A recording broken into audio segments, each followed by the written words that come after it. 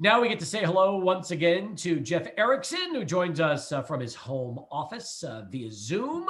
And we talk fantasy baseball with Jeff each and every week. Now that games are underway, it's a little more intriguing. It's a little more fun. And even though everybody says, well, you know what? Spring training is meaningless. Well, maybe it means a little bit more with COVID just because we've got it back. And we're always kind of interested, Jeff, to see who can really shine big over this first month before we get to real games starting here in April. Yeah, shine big while facing top competition. I always remember you look at the spring training leaders in home runs. It's like Patrick Lennon. I don't know if you remember that name from I do. Like KC. He'd have like 7 homers in the spring. Like, well, okay, yeah, because he was always facing the minor leaguers at the end of games. But Jared Kelenic today hit a home run on national TV, so that was kind of fun to watch because his name's been in the news quite a bit too. So that's fun. You're always looking to see the stars. You're looking to see Tatis. He tattooed one yesterday. That was fun. Yeah. So those are good things to see. And obviously you're watching for guys coming back from injuries to see how they're doing. And the last thing you want are guys to get hurt. And we're starting to see that now as well. Right. And that's inevitable. You're going to see that. We had a couple of things. Cole Calhoun with a knee injury. Framber Valdez, the news broke on that today. He pitched yesterday, took a comebacker off his hand. Turns out he's a broken ring finger. Length of absence still undetermined, but it's not good, obviously. No, not when it's on your pitching hand. That is Nope. never a good thing. And it was really interesting too because he said he was fine after the game. Pitched another inning after it happened. Isn't that amazing to think about it? So he's pitching with a broken pinky or a broken ring finger, you said, and yet still was able to get through it. So yeah, that's a tough blow. And then we heard X-rays or an MRI coming for JT Riomudo. What's his situation like? Well, that's a good thing. The X-rays are to see if he can take his cast off. So it's just a check to see how his healing's going, see how much quicker we can get towards the next step. So that one's a good one. Very rare to see good news and when it's an injury-related note. So, but yeah, we're going to start to see the rehab progress in a lot of cases here. Listen, the truth is this. I'm in about right now 2 or 3 ongoing drafts that are very, they go over the course of weeks because you take your time. You just pick when you have the opportunity. And I'm checking RotoWire every day, like literally every day after the show. I go online on my phone. I want to see what articles are new, what I've missed, what can help me because, hey, ultimately, there's so much content. There's like 5 or 6 new articles on a daily basis that drop at the minimum. That a lot of this stuff, whether it's minor league related or big league related, it's valuable information when you're doing real-time drafts at this point. Yeah, and just like we mentioned, the Framber thing, I'm in a slow draft, and I know at least 2 people. It's a series of drafts. It's called the TGFBI, the Great Fantasy Baseball Invitational. Justin Mason, a guy in my industry, started it. There's like 1,000 people participating. It's a series of leagues, and or maybe I'm exaggerating the number, but it's a big number. It's a series of leagues. And I know I saw at least 2 people tweet, just after I'd taken them, because we were at that point in the draft too. So that's a little frustrating. So yeah, got to stay on top of things. So, if you're a lot of keeper decisions right now, Eric Seegers just wrote an article called The Long Game. He does this every year. And during the ramp up to the season there, we're talking about keeper league issues. So that's a specified angle there. I like it. I really like it. Are you a big fan of gambling on guys coming back from injury that have a pedigree and hoping that they recapture their form? I'll give you an example. A guy like Jameson Taillon right now, who's with with the New York Yankees. I'm rooting for him. I don't know if I'll root with him with my own wallet. It depends on the injury. It depends on the player. I mean, Taillon's been through so much. It's been 2 arm surgeries now and cancer that he's tried to beat, and he's beaten cancer so far. Yeah. I want him to do well. Will I draft him? I'll have to get a really big discount on him to do that there, especially because he's pitching now in the AL East as opposed to he'll get more run support, but he's going to be facing tougher competition and a tougher ballpark too. What about a guy like Trey Mancini, who's been through so much in the last 12 months with the Orioles? I kind of question how much playing time he's going to get. I wonder is he going to get regular days off? Is that a way to get Ryan Mountcastle into the lineup without having to put him in the outfield as often? I think that might be a case where maybe Mancini sits every 4th or 5th day. We'll see. I hope I'm wrong because I was all over drafting him last season. Remember that came out, I want to say early March. It was before everything shut down that what he had, but it was after a lot of drafts had already happened. And because I knew I had him in a handful of teams, I might get him. I think it depends on where in the draft he falls. I mean, I won't take him at the early end of his range, but I'll take him. I think the interesting thing is also going to be, where do you value players that took off last year for COVID but are back now? Because they've had a year layoff, and you wonder, even though they're big league vets, how much will it take for them to recapture their skills as opposed to struggling through the first month or two of the season? That's a great question. As we right before we called, I was starting to work on a projection for Joe Ross because it looks like he might be the Nats' fifth starter. And honestly, I mean, he was tough enough to begin with because his performance varied so much from year to year. It's really tricky. You look at David Price, you look at Marcus Stroman, those are significant fantasy players that took the year off. Buster Posey too. And, you have to wonder, what exactly do they have left? Does the year off help a pitcher? It's possible it does. Well, with a guy like Posey, it's really tough because he's been the Giants franchise, and yet you've got Joey Bart. They just drafted another catcher. So you got all these young catchers in the pipeline, and yet you're ultimately committing another year behind the plate. And I think that's the reason the Giants went out and grabbed all these reclamation projects trying to bounce back. Guys like Anthony DeSclafani and Aaron Sanchez and Scott Kazmir, because they want a veteran behind the plate that can ultimately handle some of these guys instead of maybe more of a younger, inexperienced catcher that isn't used to working with these kind of pitchers. Yeah, and it's worked. I mean, Kevin Gossman really paid off for them. Drew Smiley had a pretty good finish there. And now he's a Brave, and he really worked for Drew Smiley. The Giants didn't really get the benefit from the fruits of that. They only threw 26 innings, but they were a better team last year than people expected. They got a little bit of extra mileage from all of that. So I think they've got a really smart front office, and that helps. And I think I like seeing that they're trying, and sometimes it's not even that reclamation project. Tommy Lascella is a good player, period. He's a good on base guy. It improves their offense. Some of these are reclamation projects, and they paid off. Alex Dickerson's another one where, staying with him, being patient really worked out for them. Getting Mike Yastrzemski worked out for them. So they're doing some smart things there, and they're better than you realize. They're just in such a tough division though, because the Dodgers, we know how good they're going to be, and we know the Padres are going to be really good. And the Padres are loaded for bear. So it's really tough. It reminds me of where the Rays and the Jays were a couple of years ago when both the Red Sox and Yankees were so strong. But it just also demonstrates that a window can open.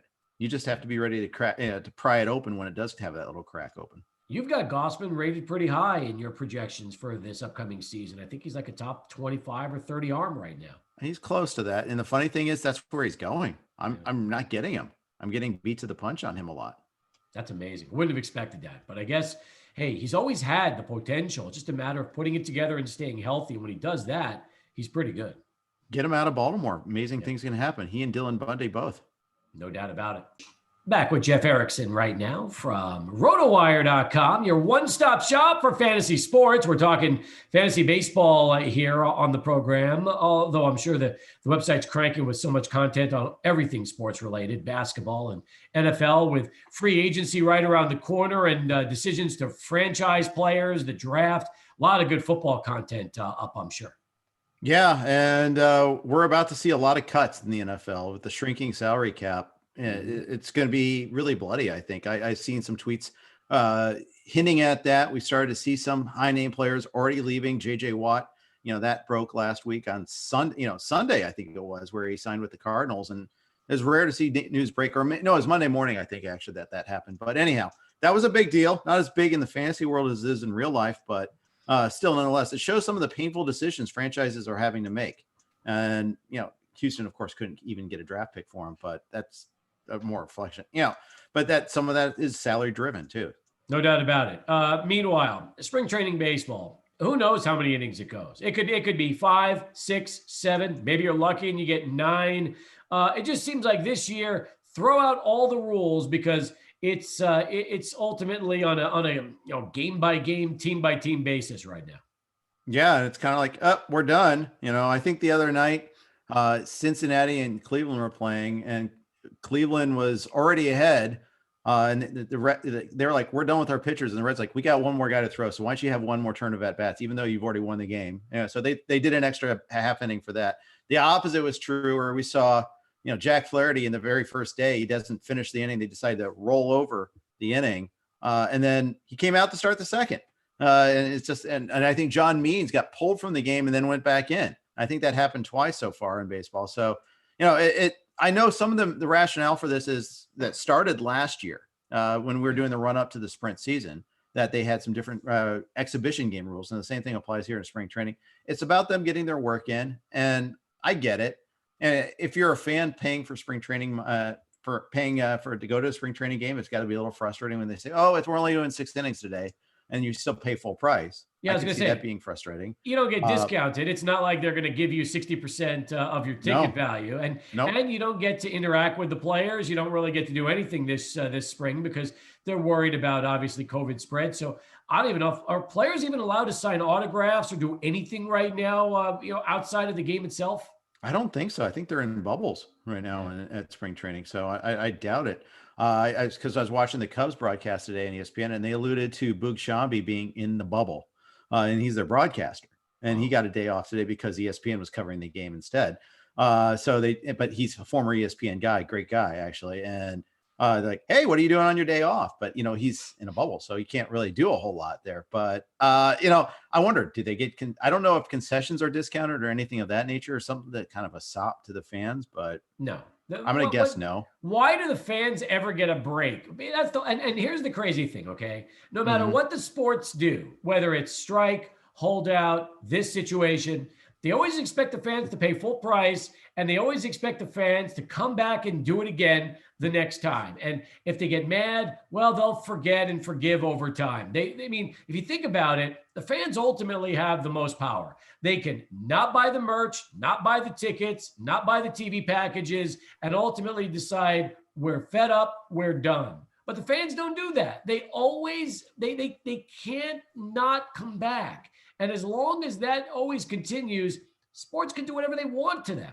Yeah, individual franchises have had problems with attendance at times. I mean, you can really crap on a franchise long enough and really cause that level of drop to happen, but it takes a lot. It really does. And as a whole, you're right. I remember though, 94, after the series was canceled and all that, 95 was tough. They lost a percentage of fandom that never came back, whether it was in TV ratings on a percentage basis, not as a Nielsen rating, but as in terms of a percentage of the TVs being watched. I mean, they did lose a share of that. There's no doubt. And we got another CBA coming up. It could get ugly there too. We'll see. And you're right. And, they had to be creative on trying to find ways to get fans back in the ballpark. We'll see what happens, but turn the blind eye to steroids and then use it against the players. After all, I'm not jaded about this at all. So we'll move on. I was going to say, it took baseball until 98 really to get back to where they needed to with that great home run chase between McGwire and Sosa. It really did. It really did. And then Cal Ripken's streak was the other big event that happened. That's right. All right. You're doing a lot of drafts. You had one last week. You're writing about different things. What are some of the most interesting trends you're finding right now as far as the drafts that you're involved in fantasy? So we're all paranoid about getting stuck with not enough pitching, especially because we know that streaming pitchers hasn't worked out too well lately, but the ball is going to get deadened this year, at least allegedly. We'll see how much. There's some debate on that. There's some debate on the ability to be precise on that dead inning and all that. But as we're seeing pitching getting pushed up early in drafts, more than ever, it's already been a kind of a growing trend in the industry, but it's really gotten pushed the last couple of years. And I see it a lot in drafts this year. Something's got to give though. So is it closers? Yes, it is closing. Closers are getting pushed down quite a bit, especially because there's the way bullpens are being managed. Like today, could you tell me who's going to get more saves than the San Diego bullpen? You probably can't. It's either Melanson or Pomerantz, but maybe it's Pagan. Maybe it's one of these young arms, but we're not sure. Well, not only that, if you play in a points league like I do and not in a roto league necessarily for categories, a guy like Devin Williams is just as valuable as any closer in the game of baseball. Well, I'm on the board for Tout Wars, one of the major expert leagues and the industry leagues. And we created a new league this year. It's a 12-team draft league. And instead of wins, we're using innings pitched. Instead of saves, we're using saves plus holds.